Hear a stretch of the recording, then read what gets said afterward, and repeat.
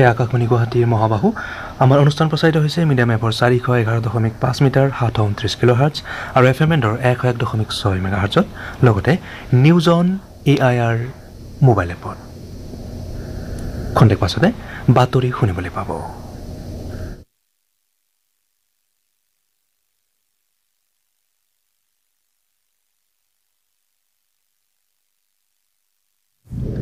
এয়া আকাশবাণী।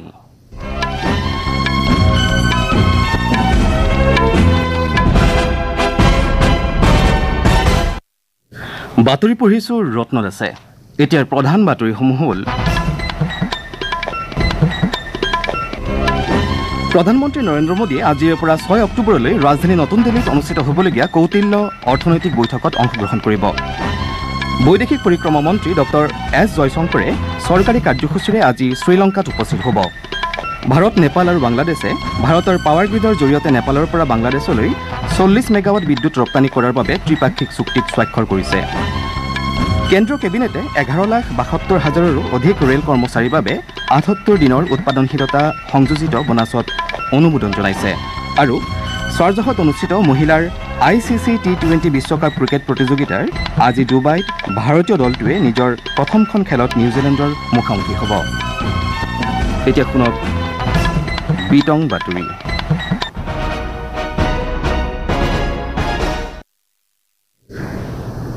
প্ৰধানমন্ত্ৰী নৰেন্দ্ৰ মোদীয়ে আজিৰে পৰা 6 অক্টোবৰলৈ ৰাজধানী নতুন দিল্লীত অনুষ্ঠিত হ'বলগীয়া কৌটিল্য অৰ্থনৈতিক বৈঠকত অংশগ্ৰহণ কৰিব। এই বৰ্ষৰ সন্মিলনে সেউজ পৰিৱৰ্তনৰ বিনিয়োগ, অৰ্থনৈতিক বিভাজন আৰু বিকাশৰ বাবে প্ৰভাৱ স্থিতিস্থাপকতা আৰু সংৰক্ষণৰ বাবে নীতিগত পদক্ষেপ আদিৰ দৰে বিষয়সমূহৰ ওপৰত গুৰুত্ব আৰোপ কৰিব। ভাৰতীয় আৰু আন্তঃৰাষ্ট্ৰীয় বিশেষজ্ঞ আৰু নীতি নিৰ্ধাৰণকাৰী উভয়ে ভাৰতীয় অৰ্থনীতি আৰু গোলকীয় অৰ্থনীতিৰ সন্মুখীন হোৱাৰ ক্ষেত্ৰত কিছুমান গুৰুত্বপূৰ্ণ বিষয়ৰ ওপৰত আলোচনা কৰা হ'ব। এই অৰ্থনৈতিক সন্মিলন বিত্ত মন্ত্ৰালয়ৰ অংশীদাৰিত্বত অৰ্থনৈতিক বিকাশ প্ৰতিষ্ঠানৰ দ্বাৰা আয়োজন কৰা হৈছে। বৈদেশিক পৰিক্ৰমা মন্ত্ৰী ডক্টৰ এছ জয়শংকৰে চৰকাৰী কাৰ্যসূচীৰে আজি শ্ৰীলংকাত উপস্থিত হ'ব। শ্ৰীলংকাৰ ৰাষ্ট্ৰপতি অনুৰা কুমাৰা দিয়ানাকে বিগত সপ্তাহত কাৰ্যভাৰ গ্ৰহণ কৰাৰ পাছত ভাৰত আৰু শ্ৰীলংকাৰ মাজত দ্বিপাক্ষিক সম্পৰ্ক সুদৃঢ় কৰাৰ বাবে এয়া হ'ব প্ৰথম উচ্চ পৰ্যায়ৰ ভ্ৰমণ। ডক্টৰ জয়শংকৰে শ্ৰীলংকাৰ ৰাষ্ট্ৰপতিগৰাকীৰ লগতে প্ৰধানমন্ত্ৰী ডক্টৰ হাৰিনী আমাৰুচুৰিয়াক সাক্ষাৎ কৰিব। তেওঁ লগতে শ্ৰীলংকাৰ বিদেশ মন্ত্ৰীগৰাকীকো সাক্ষাৎ কৰাৰ সম্ভাৱনা আছে। মন্ত্ৰীগৰাকীৰ এই ভ্ৰমণে ভাৰতৰ চুবুৰীয়া প্ৰথম নীতিক প্ৰতিফলিত কৰি দ্বীপ ৰাষ্ট্ৰখনক সহায়ৰ প্ৰতি থকা ভাৰতৰ দায়বদ্ধতাক পুনৰ প্ৰতিষ্ঠা কৰিব। ইয়াৰ উপৰি দুয়োখন দেশৰ মাজত দীৰ্ঘদিন ধৰি অব্যাহত থকা পাৰস্পৰিক বিষয়সমূহ সুদৃঢ় কৰিব। ভাৰত, নেপাল আৰু বাংলাদেশে ভাৰতৰ পাৱাৰ গ্ৰীডৰ জৰিয়তে নেপালৰ পৰা বাংলাদেশলৈ 40 মেগাৱাট বিদ্যুৎ ৰপ্তানি কৰাৰ বাবে ত্ৰিপাক্ষিক চুক্তিত স্বাক্ষৰ কৰিছে। কালি কাঠমাণ্ডুত স্বাক্ষৰিত এই ত্ৰিপাক্ষিক চুক্তিৰ ফলত নেপালত প্ৰথমবাৰৰ বাবে বাংলাদেশক বিদ্যুৎ বিক্ৰী কৰিবলৈ সক্ষম হ'ব। ইয়াৰ আগতে নেপালে কেৱল ভাৰতলৈ বিদ্যুৎ ৰপ্তানি কৰি আহিছে। এই চুক্তিয়ে নেপালৰ বিদ্যুৎ শক্তি ভাৰতীয় ভূখণ্ডলৈ ৰপ্তানিৰ জৰিয়তে দুয়োখন দেশৰ মাজত বাণিজ্যিক আন্তঃগাঁথনি শক্তিশালী কৰা হ'ব বুলি আশা কৰা হৈছে। চুক্তি অনুসৰি ভাৰতে বাংলাদেশলৈ একে পৰিমাণৰ বিদ্যুৎ প্ৰেৰণ কৰাৰ লগতে নেপালে 40 কিলোৱাট বিদ্যুৎ শক্তি ধলকেবাৰ মুজাফৰপুৰ ট্ৰেন্সমিশ্যন লাইনৰ জৰিয়তে ভাৰতলৈ প্ৰেৰণ কৰিব।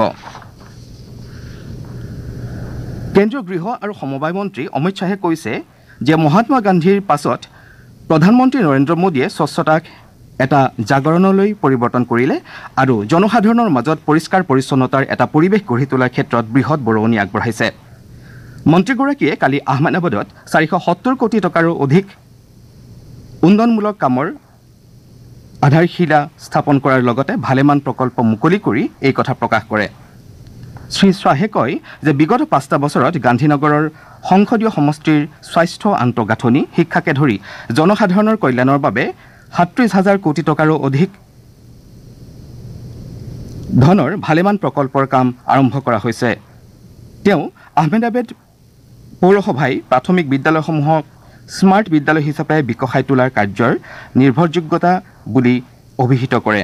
শ্ৰী শ্বাহে তেওঁৰ গৃহ ৰাজ্যৰ ভ্ৰমণৰ সময়ছোৱাত নিজৰ সংসদীয় সমষ্টি গান্ধীনগৰৰ GMERS চিকিৎসালয়খনত নতুনকৈ নিৰ্মাণ কৰা এটা পুনৰ সংস্থাপন কেন্দ্ৰকে ধৰি ভালেমান প্ৰকল্প মুকলি কৰে।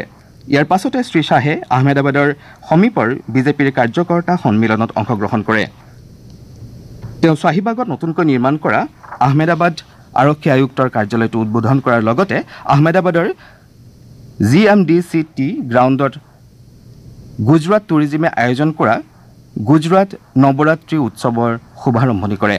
তেওঁ লগতে আহমেদাবাদৰ 3টা স্থান নৱৰাত্ৰি উদযাপন কাৰ্যসূচীত অংশগ্ৰহণ কৰে। শ্ৰোতাসকলে বাতৰি শুনিছে আকাশবাণীৰ পৰা।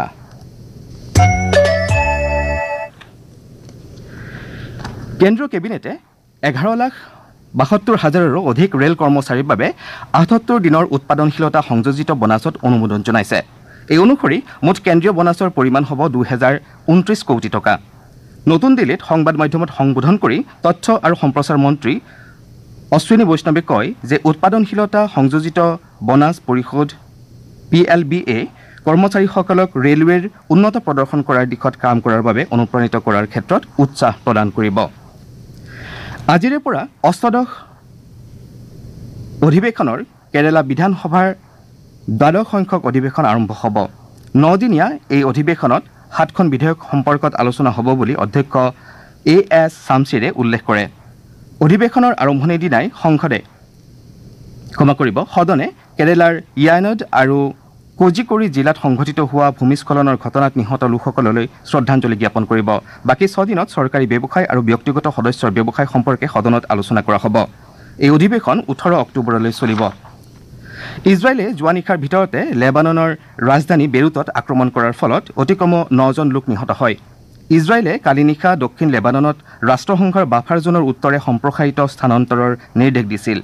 লেবাননৰ সেনাই প্ৰথমবাৰৰ বাবে ইজৰাইলী সেনাৰ ওপৰত গুলীবৰ্ষণ কৰি যুদ্ধ প্ৰৱেশ কৰাৰ লগে লগে কালিৰ সংঘৰ্ষটোৱে নতুন ৰূপ লয়। এই সংঘৰ্ষৰ ফলত দুগৰাকী নেবানিজ সৈন্য মৃত্যু হয়।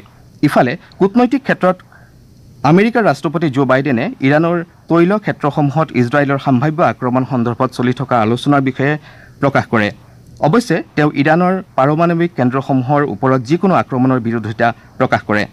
ইৰাণৰ শেহতীয়া মিছাইল আক্ৰমণৰ পাছত ইজৰাইলৰ প্ৰতিশোধ আৰু ইতিমধ্যে প্ৰদান কৰাৰ প্ৰতিশ্ৰুতিৰ পৰিপ্ৰেক্ষিতত আমেৰিকাৰ ৰাষ্ট্ৰপতিগৰাকীয়ে উত্থাপন কৰা আলোচনা প্ৰাসংগিক হৈ পৰিছে। গুৱাহাটী উচ্চ ন্যায়ালয়ে ৰাজ্যত অবৈধভাৱে চলি থকা লটাৰীক নিষিদ্ধ ঘোষণা কৰে। কালি ন্যায়ালয়ে নিজাববীয়া ৰাজহুৱা স্বাৰ্থজনিত গোচৰৰ শুনানি লৈ উচ্চ ন্যায়ালয়ৰ মুখ্য ন্যায়াধীশ বিজয় বিষ্ণয় আৰু ন্যায়াধীশ উন্নীকৃষ্ণ নায়াৰৰ খণ্ড বিচাৰপীঠে অফলাইন তথা অনলাইন কোনো মাধ্যমতে লটাৰী অনুষ্ঠিত কৰিবলৈ যাতে অনুমতি নিদিয়ে তাৰ বাবে সকলো জিলাৰ আয়ুক্ত আৰু আৰক্ষী অধীক্ষকৰ প্ৰতি নিৰ্দেশনা জাৰি কৰিবলৈ ৰাজ্য চৰকাৰক নিৰ্দেশ দিয়ে। লগতে কোনো অবৈধ লটাৰী অনুষ্ঠিত কৰাৰ ঘটনা দৃষ্টিগোচৰ হোৱাৰ লগে লগে আয়োজকৰ বিৰুদ্ধে আইন অনুসৰি ব্যৱস্থা গ্ৰহণ কৰিবলৈ আৰক্ষী অধীক্ষকক নিৰ্দেশ দিয়ে।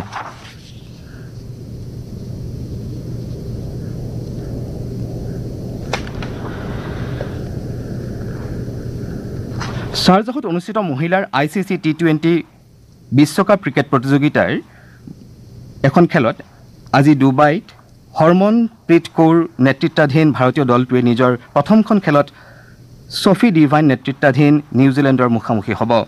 আনহাতে আজি বিয়লিত অনুষ্ঠিত হ'বলগীয়া আন এখন খেলত ৱেষ্ট ইণ্ডিজে দক্ষিণ আফ্ৰিকাৰ বিৰুদ্ধে অৱতীৰ্ণ হ'ব। আমাৰ সংবাদদাতাই জনোৱা অনুসৰি আকাশবাণীয়ে হিন্দী আৰু ইংৰাজীত এই খেলৰ চলন্ত বিৱৰণী প্ৰচাৰ কৰিব। এইবাৰৰ প্ৰতিযোগিতাত মুঠ 10খন দেশে অংশগ্ৰহণ কৰিছে আৰু 20 অক্টোবৰলৈ এই প্ৰতিযোগিতা চলিব। গ্ৰুপ এত ভাৰতৰ লগতে অষ্ট্ৰেলিয়া, নিউজিলেণ্ড, পাকিস্তান আৰু শ্ৰীলংকা অন্তৰ্ভুক্ত হোৱাৰ বিপৰীতে গ্ৰুপ বিত বাংলাদেশ, ইংলেণ্ড, স্কটলেণ্ড, দক্ষিণ আফ্ৰিকা আৰু ৱেষ্ট ইণ্ডিজ আছে। প্ৰথমখন খেলত বাংলাদেশে স্কটলেণ্ডক 16 ৰানত পৰাস্ত কৰিছে। টছত জিকি বাংলাদেশে প্ৰথমে বেট ধৰি নিৰ্ধাৰিত 20 অভাৰত 7 উইকেটৰ বিনিময়ত 119 ৰান সংগ্ৰহ কৰে। প্ৰত্যুত্তৰত স্কটলেণ্ডে নিৰ্ধাৰিত 20 অভাৰত 7 উইকেটৰ বিনিময়ত 103 ৰানহে কৰিবলৈ সমৰ্থ হয়। আনহাতে কালি শ্বাৰজাহত অনুষ্ঠিত দ্বিতীয়খন খেলত পাকিস্তানে শ্ৰীলংকাক 31 ৰানত পৰাস্ত কৰে।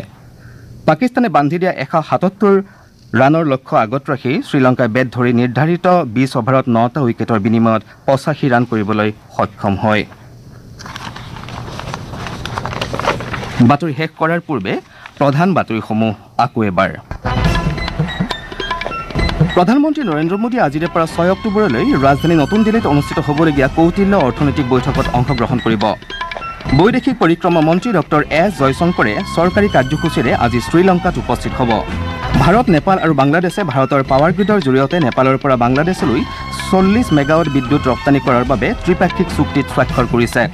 কেন্দ্ৰীয় কেবিনেটে 11,72,000ৰো অধিক ৰেল কৰ্মচাৰীৰ বাবে 78 দিনৰ উৎপাদনশীলতা সংযোজিত বনাছত অনুমোদন জনাইছে আৰু শ্বাৰজাহত অনুষ্ঠিত মহিলাৰ ICC T20 ক্ৰিকেট প্ৰতিযোগিতাত আজি ডুবাইত ভাৰতীয় দলটোৱে নিজৰ প্ৰথমখন খেলত নিউজিলেণ্ডৰ মুখামুখি হ'ব। আমাৰ এতিয়াৰ বাতৰি ইমানেই।